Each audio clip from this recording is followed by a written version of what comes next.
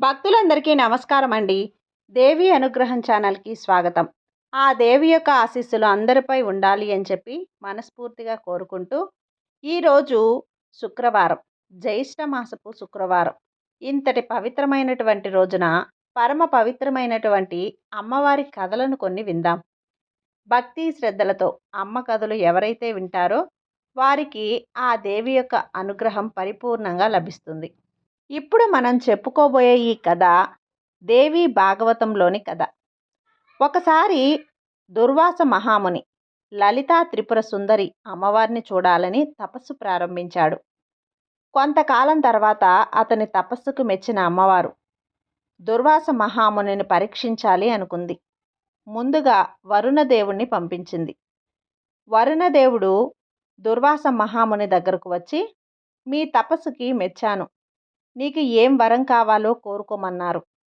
అందుకు దుర్వాస మహాముని, స్వామి, నేను మీకోసం తపస్సు చేయటం లేదు, నేను లలితా పరమేశ్వరి అమ్మవారిని చూడాలి అనుకుంటున్నాను అని అన్నారు.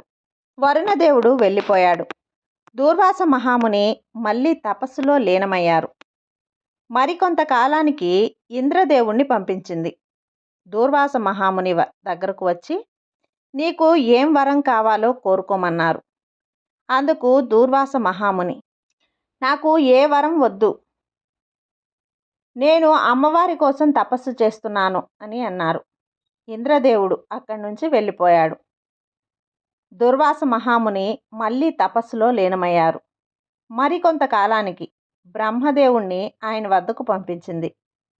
బ్రహ్మదేవుడు దుర్వాస మహాముని ఎదుట ప్రత్యక్షమై, దుర్వాస, నీకు ఏం వరం కావాలో కోరుకోమన్నారు. అందుకు దుర్వాస మహాముని, నన్ను క్షమించండి బ్రహ్మదేవా, నాకు ఏం వరం వద్దు, నేను అమ్మలగన్న అమ్మ మూలకుటమ్మ కోసం తపస్సు చేస్తున్నాను. బ్రహ్మదేవుడు సరే అని అక్కడి నుంచి వెళ్ళిపోయాడు. దుర్వాస మహాముని మళ్ళీ తపస్సులో లీనమయ్యారు. మరికొంతకాలానికి అమ్మవారు శ్రీ మహావిష్ణువుని దుర్వాస మహామునిని పరీక్షించమని పంపించారు. శ్రీ మహావిష్ణువు దుర్వాస మహాముని ఎదుట ప్రత్యక్షమై, దుర్వాస, మీ కఠోర తపస్సుకు మెచ్చాను, నీకు ఏం వరం కావాలో కోరుకోమన్నారు. నీవు ఏం అడిగినా సరే నేను నీకు ప్రసాదిస్తాను, కోరుకో అన్నారు. సాక్షాత్తు శ్రీ మహావిష్ణువే ప్రత్యక్షమయ్యేసరికి దుర్వాస మహాముని ఏడుస్తూ, నా జన్మ తరించింది స్వామి, మీ దర్శన భాగ్యంతో కానీ నన్ను క్షమించండి స్వామి, నాకు ఏం వరం వద్దు, అమ్మ కావాలి అని చెప్పారు. అందుకు శ్రీ మహావిష్ణువు, నీ తపస్సు కఠోరమైంది దుర్వాస, మీ అభీష్టం నెరవేరాలని ఆశీర్వదిస్తున్నాను, తదాస్తు అని వెళ్ళిపోయారు. దుర్వాస మహాముని సంతోషించి మళ్ళీ తపస్సుని ప్రారంభించాడు.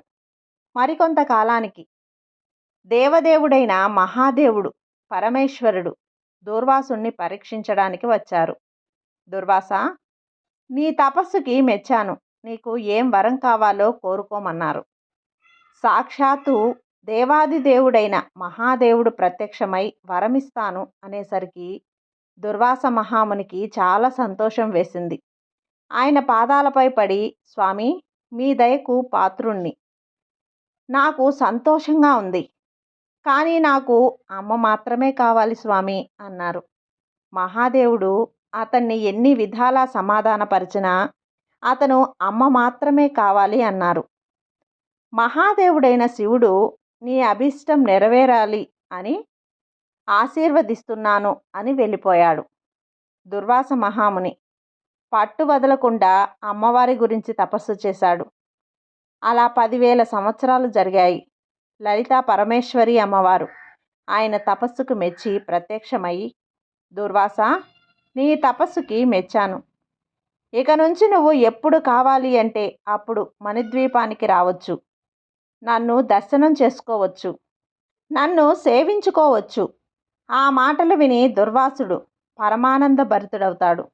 అమ్మ, నా జన్మ ధన్యమైంది తల్లి, నిన్ను చూడటం కోసం తాపత్రయపడ్డాను, చివరికి నా తపస్సు ఫలించింది అని అమ్మవారిని పరిపరి విధాలా కీర్తించాడు. అమ్మవారు దుర్వాస మహామునిని ఆశీర్వదించి అదృశ్యమయ్యారు. ఆ విధంగా దుర్వాస మహామునిలాగా ఉండాలి అన్నారు. ఆయన ఒక లక్ష్యాన్ని అనుకుని దానిని సాధించే వరకు వదిలిపెట్టలేదు. మధ్యలో ఎన్ని అవకాశాలు వచ్చినా సరే వదిలిపెట్టి కేవలం తన లక్ష్యం కోసమే పాటుపడ్డాడు. పూర్వం ఒక అమ్మవారి భక్తుడు ఉండేవాడు.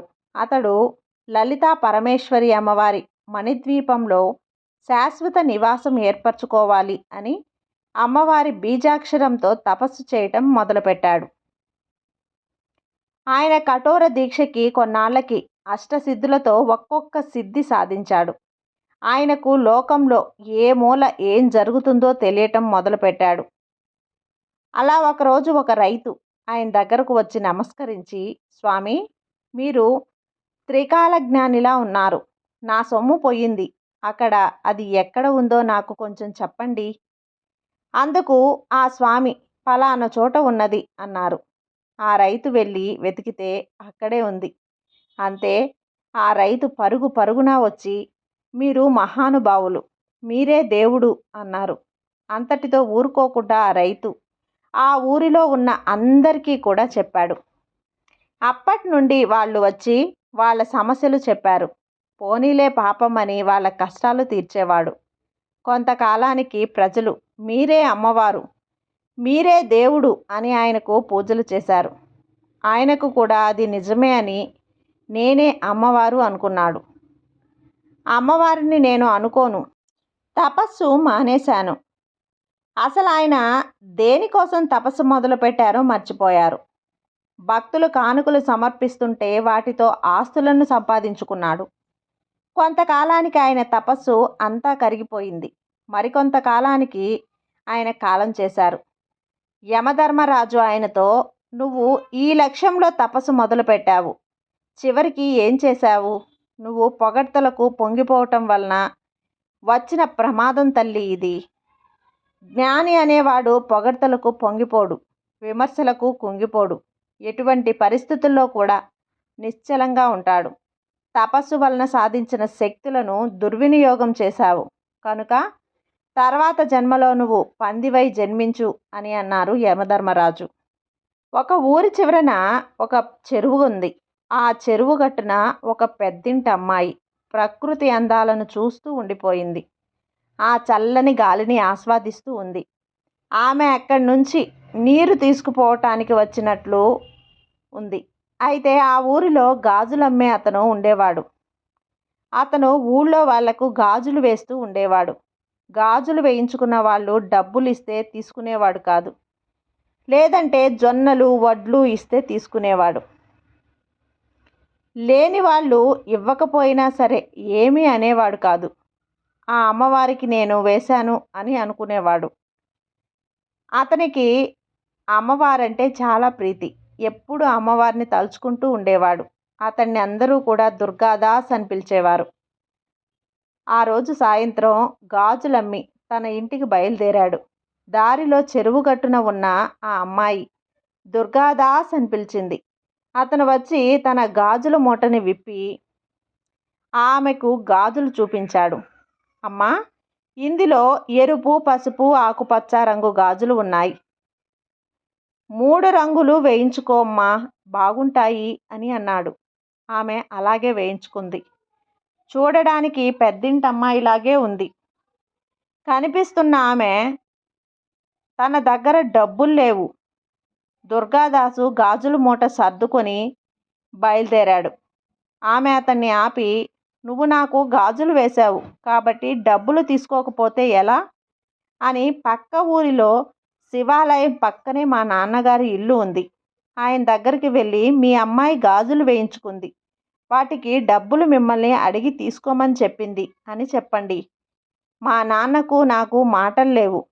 ఆయన నాకు అసలు కూతురే లేదు అని అంటాడు. అది మీరు పట్టించుకోకండి. మీరు నాకు గాజులు వేశారు కాబట్టి డబ్బులు తీసుకోవాలి. అప్పుడు మా నాన్నగారితో మీరు ఇలా చెప్పండి, మీ పూజ గదిలో దేవుడి పటాల కింద కుంకుమ భరిణె ఉంటుంది, అందులో ఒక నాణెము ఉంటుంది, అది ఇవ్వండి అని చెప్పండి. ఆ దుర్గాదాస్ ఆమె చెప్పిన ఇంటికి వెళ్ళాడు. ఆమె చెప్పినట్లుగానే వాళ్ళ ఇంటి ముందు అరుగు మీద ఒక ఆయన కూర్చొని పిల్లలకి వేద పాఠాలు చెబుతున్నారు. దుర్గాదాసు వెళ్ళి అతన్ని, మీ కూతురు నా దగ్గర గాజులు వేయించుకుంది, వాటికి మిమ్మల్ని డబ్బులు అడిగి తీసుకోమని చెప్పింది అని అన్నాడు. అప్పుడు అతను, తన కూతురు ఏమిటి? నా కూతురా? నన్ను డబ్బులు అడిగి తీసుకోమని చెప్పటం ఏమిటి? అసలు నాకు కూతురే లేదు అని ఆయనకి చెప్పాడు. అంత మాట అన్నారా? ఇలా అంటారు అని కూడా మీ అమ్మాయి నాతో చెప్పింది. మీ పూజ గదిలో దేవుడి పటాలు కింద కుంకుమ భరిణ ఉంది, దాంట్లో ఒక నాణెము ఉంది అని చెప్పింది.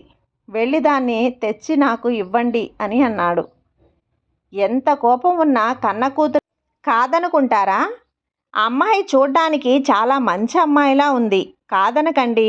ఎన్ని గొడవలున్నా మానుకోండి, మీ అమ్మాయితో మాట్లాడండి అని దుర్గాదాస్ అన్నాడు. ఇదంతా జరుగుతూ ఉండగానే ఆ ఊళ్ళో వాళ్ళు వచ్చి చేరారు. వాళ్ళు కూడా అతనికి కూతుళ్ళు లేరు అని చెప్పారు. లేదండి, ఆ అమ్మాయి నాతో చెప్పింది.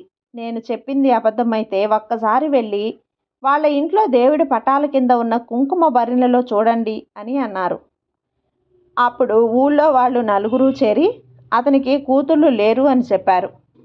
ఆ బ్రాహ్మణ వ్యక్తి వెళ్ళి వారి దేవుడు పటాల కింద చూశాడు. అక్కడ ఒక పాతబడిన కుంకుమ భరిణె ఉంది, దానిలో ఒక నాణెం ఉంది. అది చూసి ఆ వ్యక్తి ఆశ్చర్యపోయాడు. మా ఇంట్లో దేవుడి పటాల కింద కుంకుమ భరిణె ఉన్న విషయం నాకే ఇంతవరకు తెలియదు, అలాంటిది గాజులు అమ్మే దుర్గాదాస్కి ఎలా తెలిసింది అని ఆశ్చర్యపోయాడు. అక్కడే కూర్చున్న వాళ్ళ అమ్మ, నాయనా, అది మీ తాత ముత్తాతల కాలంలో పూజింపబడే నాణెం. నీకు ఇన్ని రోజులుగా చెప్పాలి అనుకున్నాను కానీ చెప్పలేకపోయాను అని చెప్పింది. ఆ బ్రాహ్మణ వ్యక్తి, ఆ అమ్మాయి ఎక్కడ ఉంది, నీకు ఎక్కడ కలిసింది అని అప్పుడు అడిగాడు దుర్గాదాస్ని. పక్క ఊరిలో చెరువు గట్టుపై నీళ్ల కోసం వచ్చి నిలబడి ఉంది, కావాలంటే వచ్చి చూడండి అని అన్నాడు. అందరూ కలిసి ఆ చెరువు గట్టు దగ్గరికి వెళ్ళారు. ఇక్కడ ఎవ్వరూ లేరు. దుర్గాదాస్ గట్టిగా అరిచాడు. ఆ అమ్మాయిని పిలిచాడు. ఇప్పుడు గనుక ఆ అమ్మాయి కనిపించకపోతే అందరూ నన్ను తప్పుపడతారు. అమ్మా తల్లి, నువ్వే నన్ను, నా మాటను కాపాడాలి అని వేడుకున్నాడు. అప్పుడు చెరువులో నుండి 2 చేతులు బయటకు వచ్చాయి. ఆ చేతులకి ఎరుపు, పసుపు, ఆకుపచ్చ రంగు గాజులు ఉన్నాయి. అవి దుర్గాదాస్ ఆ అమ్మాయికి వేసిన గాజులే. అప్పుడు దుర్గాదాసు తను సాక్షాత్తు అమ్మవారికి గాజులు తొడిగానని సంతోషపడ్డాడు. ఎన్నో రోజులు పూజలు అందుకొని మరుగున పడిపోయిన అమ్మవారు మళ్ళీ కుటుంబీకులతో పూజలు అందుకోవటానికి మళ్ళీ ఈ విధంగా దుర్గాదాస్ ద్వారా వారికంటే ముందుకు వచ్చింది. ప్రతి నిత్యం అమ్మవారిని తలుచుకునే దుర్గాదాస్కి అమ్మవారిని తాకి గాజులు వేసే అదృష్టం లభించింది. అన్ని సంవత్సరాలు పూజలు అందుకోకుండా పోయిన అమ్మవారు ఇప్పుడు వారింట ప్రతిరోజు ప్రతి నిత్యం లలితా సహస్ర నామాలతో అర్చింపబడుతుంది. ఆ బ్రాహ్మణ వ్యక్తి సిరి సంపదలతో వర్ధిల్లాడు. అమ్మవారికి చేసిన పూజా ఫలితాలు మనం కష్టాల్లో ఉన్నప్పుడు ఒడ్డున చేరుస్తాయి. ఈ విధంగా అమ్మవారి కటాక్షం దుర్గాదాస్కి, అతని ద్వారా తన బ్రాహ్మణ స్త్రీ వ్యక్తికి, వారి ద్వారా ఊరి జనాలకి కలిగింది. అందరికీ కూడా అమ్మవారి కటాక్షం కలగాలని కోరుకుంటూ ఇంకొక వీడియోతో మళ్ళీ మీ ముందుకు వస్తానండి. ఈ వీడియో మీకు నచ్చినట్లయితే లైక్ చేసి సబ్స్క్రైబ్ చేయండి ఫ్రెండ్స్. అలాగే మరికొంతమంది భక్తులకు షేర్ చేయండి. సర్వే జన సుఖినో భవంతు.